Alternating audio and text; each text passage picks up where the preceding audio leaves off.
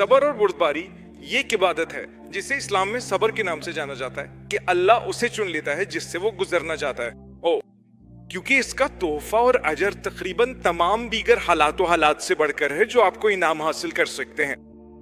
آیت سنو. انما يوفى الصابرون اجرهم بغیر حساب. اللہ ان لوگوں کو بدلہ دے گا جنہوں نے اس کی خاطر صبر کیا بغیر حساب کے. بالکل بھی کوئی حساب کتاب نہیں.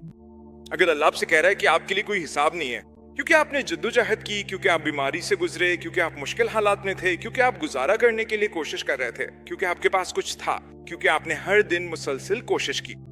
آپ نے اپنی زندگی کیسے گزاری؟ اللہ، میں نے اپنی زندگی ایک ایک دن کر کے گزاری جب تک میں نے اپنی 500 نمازیں پوری کی. اور میرا آپ سے تعلق قرآن پڑھ کر کا اللہ.